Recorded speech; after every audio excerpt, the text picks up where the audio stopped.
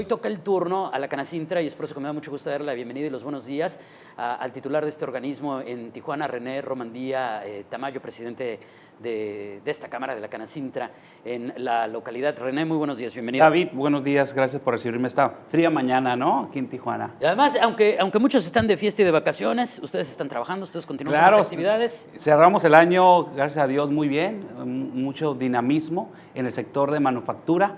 Este año, como bien sabes, se generaron alrededor de 60,000 empleos. Empezando enero vemos una problemática que tiene con la mano de obra, hay escasez en la región, entonces vamos a tener que hacer planes estratégicos, incrementar poquito los salarios para hacer más atractivo el sector manufacturero, para que estas personas de inmediato entren a una fuerza laboral. Vemos un dinamismo que se vio en este año, donde muchas empresas que anteriormente fueron a China, hoy se están regresando a Tijuana, Baja California, y tiene que ver con el tipo de cambio. Hoy en día 17 le pegó al 18. Es muy caro. Bueno, lo hace atractivo, David. Lo que sucede es que tus dólares rinden más. Entonces, lo mismo sucede en el turismo. Entonces, si tú ves a dónde vas a viajar como americano, siendo en este caso un norteamericano, ¿dónde invierto mis dólares? ¿Dónde me rinden más? Pues es en la frontera, es en México. Entonces, para el año que entra, vemos una dinámica muy grande en el sector de manufactura, sobre todo la industria de exportación. Vemos el problema que tiene que ver con la pérdida del precio del petróleo y vemos que quien puede entrarle al quite y compensar esta situación es la industria de exportación, ¿no? Cuando a Estados Unidos le va bien, a México le va bien. Y vemos que la economía de Estados Unidos está muy estable, está creciendo. Entonces la industria de exportación, la industria automotriz, las líneas blancas, la industria mueblera, todo va a exportar más productos a Estados Unidos y eso lo vemos con buenos ojos, ¿no? En el caso de la industria maquiladora, pues no se ha visto afectado por la homologación del IVA, ya lo habíamos platicado en algún momento. Por el tipo de cambio, al contrario. Se beneficia. Está esta paradoja de que nos beneficia. Pero además nosotros somos ya de una naturaleza maquiladora y de industria que ya lo entendemos. Lo que me decías de los precios del petróleo, ¿qué hay con este sector para el caso específico del aumento en las tasas de interés? Porque también gran parte del sector vive, por ejemplo, de créditos, ¿no? Y son créditos macros, son créditos enormes. Esta parte, cuando dé el anuncio primero la Fed y después el Banco de México, ¿les afecta o para ustedes pasa de largo? El porcentaje fue muy pequeño. Empresas tan grandes, internacionales, tienen maneras de apalancamientos, créditos muy buenos. Entonces, no creo que, es más, considero que no nos vimos afectados. Al contrario, hoy en día tenemos un crecimiento de un 20-25% en la industria automotriz. Inclusive la empresa que está al frente, se requieren de inmediato 250 operadores. Y son salarios que entran desde 1,300 para arriba. Entonces, no son salarios de los 70 pesos a diarios. Oye, que eso es algo muy importante porque cuando hablamos del salario mínimo, pues realmente en la industria aquí en Baja California, pues prácticamente nadie gana el salario mínimo. No. Esta ciudad, como tú bien sabes, es una ciudad donde el costo de vida es alto. Por consiguiente, pues no se puede pagar 70 pesos, ¿no?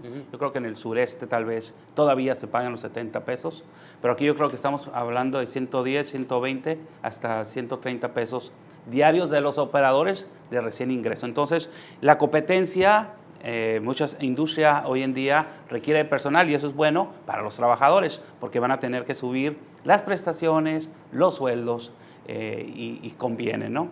Pero sí vemos que tenemos un déficit hoy en día de mano de obra y eso sí nos preocupa entrando al 2016, ¿no? Vamos ahorita al déficit de obra, pero al déficit de mano de obra, pero antes, cuando se da este asunto de la homologación del salario mínimo, pues también para nosotros es un tema que pasó de largo, ¿no? Nunca entramos en ese esquema. Claro, tal vez algunos de los impuestos ya ves que se calcula, pero ya hubo un cambio en los legisladores donde desatan lo que es el salario mínimo con todas las multas, todos los recargos, que tal vez en eso sí podría haber afectado, pero el sector de exportación no nos vemos, como lo mencionas con el IVA, no nos afectó porque únicamente lo transferimos. El tipo de cambio nos está ayudando. La reforma estructural del presidente Peña Nieto nos está apoyando con con las tarifas eléctricas, que el año pasado bajaron de un 15 a un 20% en la tarifa industrial. Y bueno, todo esto, David, nos hace más competitivos en la región. ¿Cuál es la tarea? ¿Qué es lo pendiente? Ahí viene la segunda ola de esas inversiones que en un tiempo se fueron, recuerda el 2007, 2008, 2009, se fueron del país, regresan, pero no hemos desarrollado proveedores nacionales. Es el tiempo de revisar nuestras políticas públicas, es el tiempo de que la Secretaría de Economía, el gobierno federal, se pongan a trabajar en esas políticas públicas para que se desarrollen los proveedores nacionales hacia el sector de exportación. Esa es la tarea pendiente, ¿eh? Hay que aprovecharlo, hay que trabajar contratiempo. Recuerda que se hizo la certificación de la maquila, la A, la AA, la AAA. Ese ya pasó, ya el gobierno federal encontró las maquiladoras, más de 3,000 que están bien establecidas. Lo que sigue es que esta empresa de exportación apoye a los industriales y que, conociendo de sus procesos y de sus requisitos, desarrolle los proveedores nacionales.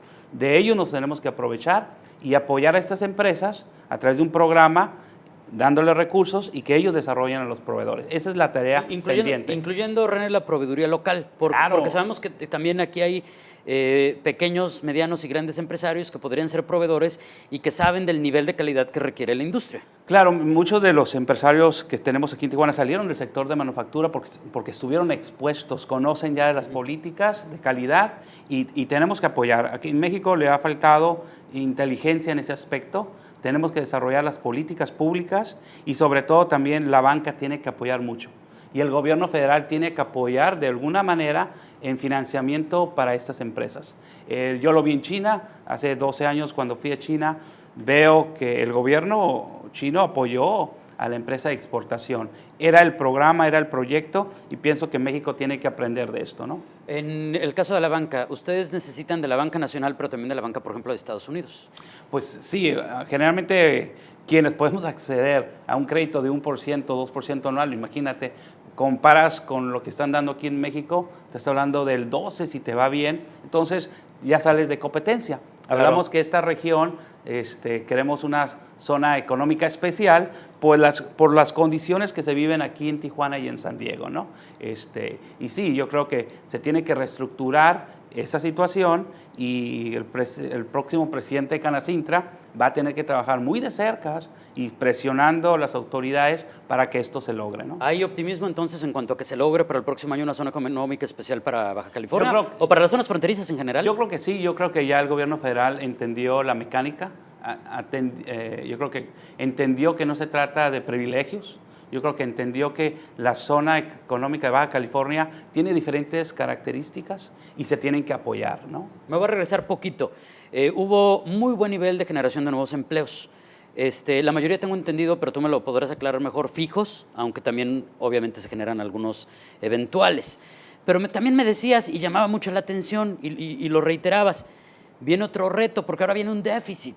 O sea, como regresan fábricas o como algunas tienen ampliaciones, como también en algún momento reportamos que decían, oye, pues que esta tal fábrica, que tal empresa va a crecer y va a generar más empleos, de repente se convierte en una paradoja, pero también muchos pensamos, oye, tal vez habría posibilidad de llegar a esos tiempos en los que en Baja California el empleo era su principal característica, de decir, es que si vienes a Baja California aquí vas a tener trabajo, pero también trabajo calificado, que es bien importante, ¿no? Así es, la industria en sí ha mejorado, hay más tecnología, hay más software, vemos que el equipo que se está regresando, yo te digo, yo tengo 35 años de industrial y veo que ya hemos cambiado de la manualidad, de aquellos ensambles, a utilizar más robótica, a utilizar más maquinaria.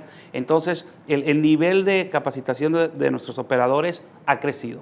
Por eso también los salarios tienen que ir a la par. Entre un operador sea más calificado, puede percibir más, ¿no? A veces llega el operador con ningún conocimiento y bueno, entra con un bajo salario, pero tiene escalones dentro de la industria. Pero sí, yo veo esto como los viejos tiempos, que las empresas hasta rifaban autos con respecto a las personas que entraban a trabajar. Veo ese movimiento para el 2016. Pues ojalá que sea así. Aunque ojo, porque ahora es más especializado, hay que ser más responsables. Y el saltimbanqui que había de repente en esa temporada en la que brincaban los operadores, ya tampoco es tal cual, ¿no? Ahora se requiere más especialización, esto te implica más lealtad con cierto sector, con cierta empresa, con cierto giro. Pero bueno, de eso platicaremos en algún momento, sí, porque no quiero que se me acabe el tiempo sin preguntarte el balance. Me refiero a cuánto tiempo estuviste al frente de la Cámara y si nos tuvieras que resumir qué es lo que estás entregando y cómo lo estás entregando, ¿qué nos responderías? Bueno, entregamos una Cámara hoy en día completamente diferente, dinámica, una Cámara que tiene que ver con la digitalización, con una pantalla digital, con una fachada nueva, con un pabellón para promover los productos regionales. Yo recibí la Cámara con 550 agremiados, hoy en día somos más de 1,100. Cada día se están agremiando más con respecto a la competencia hay con los nuevos candidatos. Vemos una Cámara muy proactiva que viajó mucho a México a defender a Baja California. Nos metimos en temas de comercio que no les compete tanto a Canacintra, pero apoyamos a través del Consejo Coordinador Empresarial, apoyamos a los presidentes de Canaco, estuvimos peleando lo del IVA, logramos la certificación de la maquiladora. Imagínate si nos quitan el sector de manufacturero, la situación económica que estuviéramos viviendo. Entonces, tuvimos buenos logros, hicimos bastante presión y es parte de lo que los presidentes tienen que trabajar, ¿no? Muchas de las decisiones se toman en el centro del país, hay que estar viajando constantemente al centro del país, tener la vinculación, tener la comunicación con los diferentes secretarios es muy importante. En un ambiente no tan agresivo, simplemente explicar, analizar, ver propuestas que ellos a veces desconocen porque tienen tanto trabajo y bueno, eso es lo que yo he logrado durante 3 años, muy satisfecho de mi trabajo, ahí lo van a comentar algunos expresidentes, pero en sí la Cámara es una Cámara diferente hoy en día con aplicaciones digitales para que facilite al agremiado a cualquier asesoría, ¿no? La cuestión social, también hicimos muchos eventos que tuvieron que ver con apoyo a hospitales, niños enfermos de cáncer, ferias de la salud, eventos deportivos. Por decir, tenemos en enero nuestra carrera de 5 kilómetros, el 10 de enero. Entonces, nos faltan 3 eventos todavía por cerrar. Bueno, iniciando el año tenemos un negocio de encuentro de negocios del Seguro Social y Canacintra para que los proveedores regionales también participen con el Seguro Social. Tenemos la carrera de 5 kilómetros y al final, pues, elecciones el 22 de enero. En sí, el resumen práctico, pues, en 5 minutos es poco tiempo para decirte lo que hicimos en 3 años, pero te mandamos un resumen posteriormente, de manera digital para que lo dejes. Y además ecológica. Finalmente, entonces, tienen elecciones para el relevo el 22. El 22 de enero. ¿Y tú entregarías la presidencia? El 29. El 29 con la presencia del presidente nacional de la Canacintra. Así es. Muy bien.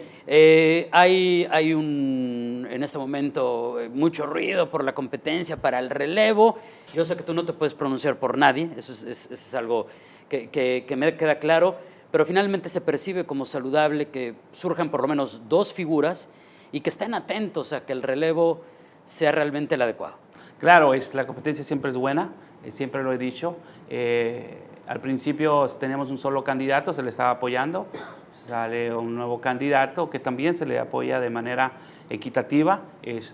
Veo que los dos están trabajando, son perfiles muy diferentes, me gustaría que los dos llegaran en unidad porque tienen mucho talento, son diferentes perspectivas y bueno, independientemente el presidente saliente tiene que apoyar al presidente entrante, no como los partidos políticos que te vas y te olvidas de la Cámara. Aquí debemos de trabajar en continuidad los programas que dieron éxito y los que no dieron éxito, pues hacer modificaciones, pero trabajar en conjunto, armonía, que es lo que se trata en la Cámara, ¿no?